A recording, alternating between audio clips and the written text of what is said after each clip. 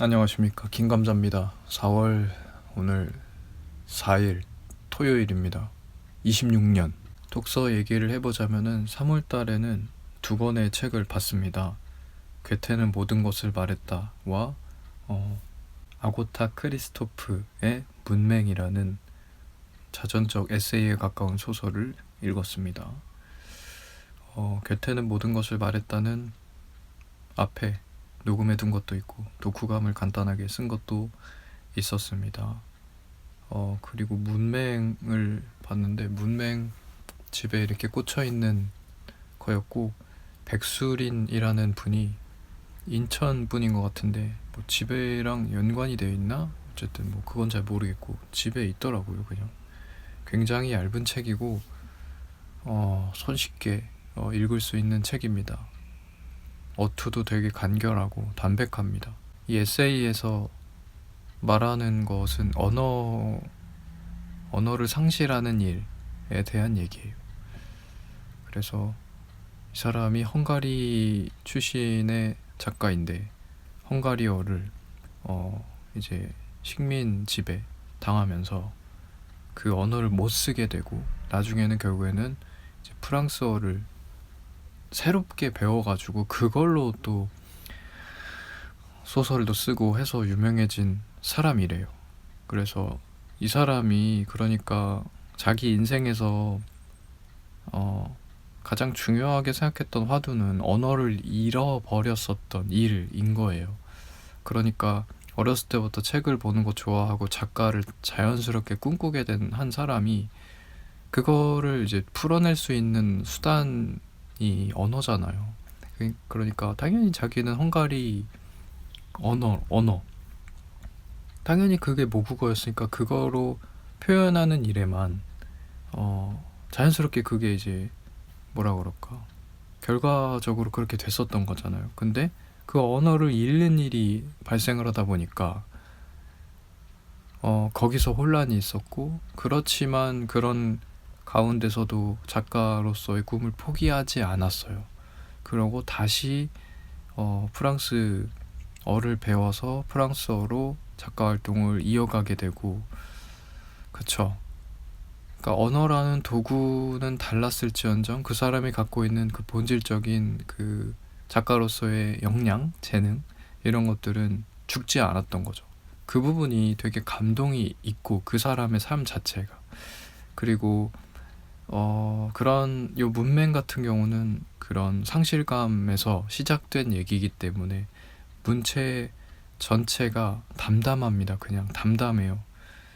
그리고 짤막짤막한 이제 에피소드들을 자기 삶에서 중요했었던 그 부분의 에피소드들을 잘 이렇게 선별을 해가지고 그것을 굉장히 얇은 책이에요. 얇은 책으로 이렇게 잘 엮어놓은 것, 그런 것들이 굉장히 좀 천재적이고, 그렇죠. 그러니까 핵심을 굉장히 잘 뽑아냈었던 이 작가로서의 면모도 보이고요. 문맹을 보면은. 그리고 아까 말한 그런 삶에서의 감동 포인트가 있었고, 작가로서의 꿈을 포기하지 않았었던 자신의 이야기, 이런 것들이 조금 감동이 있습니다. 그리고 이 책은 재밌는 게 그 백수린이라는 사람이 옮겼어요. 이거 번역을 했는데 그 사람의 글이 마지막에, 책의 마지막에 덧붙여져 있거든요. 근데 그것도 굉장히 좋습니다.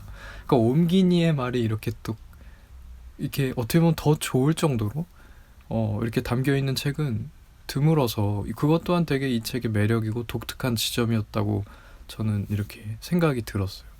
그러니까 이 백수린이라는 사람이 아고타 크리스토퍼의 이 책을 번역하게 된 이유도 같은 주제의식을 느낀 채 어떻게 보면 소개도 해준 거죠. 이 백수린이라는 사람이 내가 그쵸, 의뢰가 들어왔는데 번역이 이미 알고 있었던 이 작가의 이 삶을 적극적으로 이 문맹이라는 책을 통해서, 작품을 통해서 우리 한국 독자들한테도 알려줄 수 있겠다라는 생각이 들었을 것이고, 그 주제의식도 같았고, 그 문맹이라는 작품에서 언어를 이렇게 생각했었던 포인트가 자기한테도 삶에서의 중요한 포인트였다.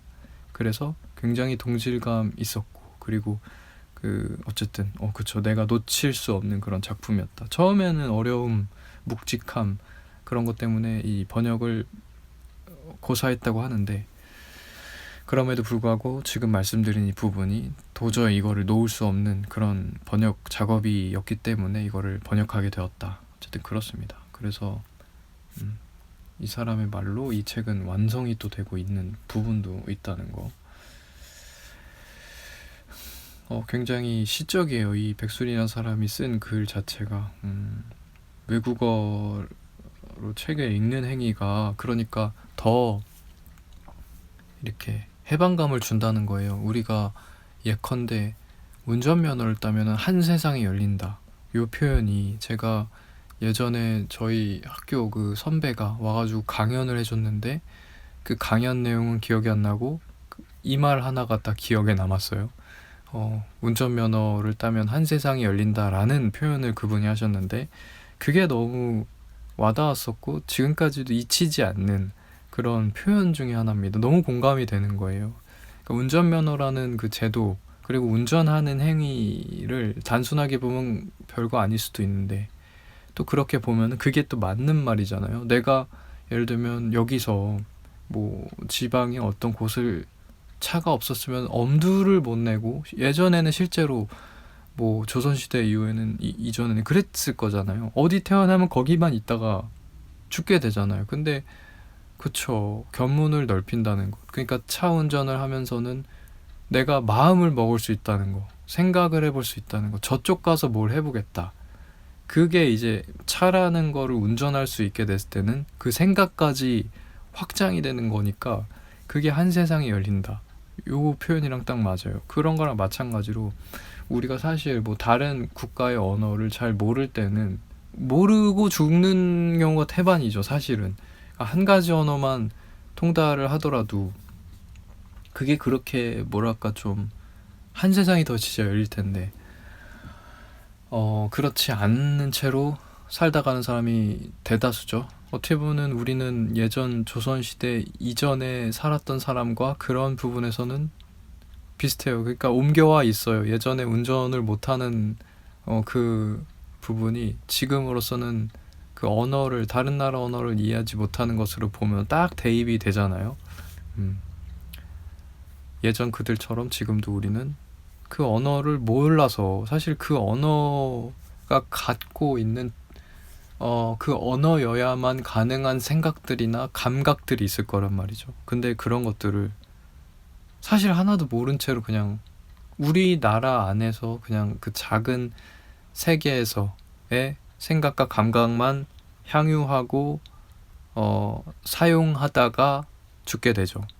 근데 그런 걸 생각했을 때는 지금 이 백술이 넘긴 사람이나 아가타 크리스토퍼 이 사람처럼, 그러니까 언어를 두고 내가 생각이 확장되거나 내가 표현할 수 있는 그 포인트들이 달라짐을 드라마틱하게 느낄 수 있었던 사람들의 얘기, 이런 것들을 통해서 교훈을 얻죠. 그러니까 저 부분이 확실히 있겠다.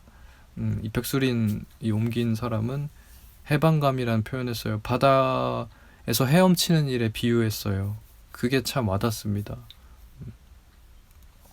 저도 그런 것 때문에 늘 예전에는 영어라든지 최근엔 또 일본어 이런 것들 좀 관심이 갔지만 공부는 또 안 하죠.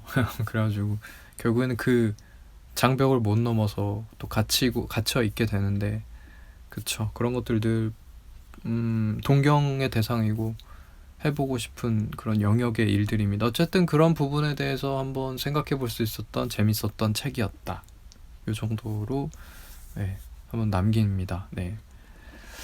그 다음에 최근에는 이제 저는 이제 야구가 개막을 한 지 일주일 채 안 됐어요. 일주일 정도 됐네요. 근데 이제 저는 SSG 팬인데, 아니 갑자기 잘해. 너무 잘하고 있어가지고 이 인천 야구 팬들조차도 이거 왜 잘하지? 왜 장사가 잘 되는 거지? 이 느낌으로 계속 보고 있을 거예요. 근데 즐겨야죠.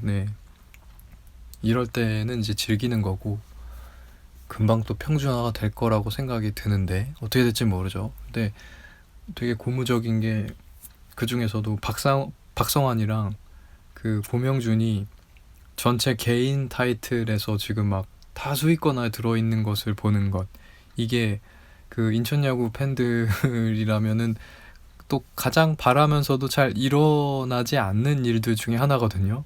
늘 이제 개인 MVP, 뭐 개인 타이틀, 그 골든글러브 이런 거 타이틀 수상자가 없고 맨날 이런 것들이 우리의 갈증 요소죠, 인천 야구 팬들은. 근데 초반에 잠깐이지만 이렇게 막 타격, 뭐 OPS, 득점, 타점 막 이런 것들 다 1위에 지금 박성환이 올라가 있거든요. 그런 것들을 보는 게 참 그 이제 갈증을 조금은 풀어주는 그런 좋은 시작이 되고 있습니다. 네.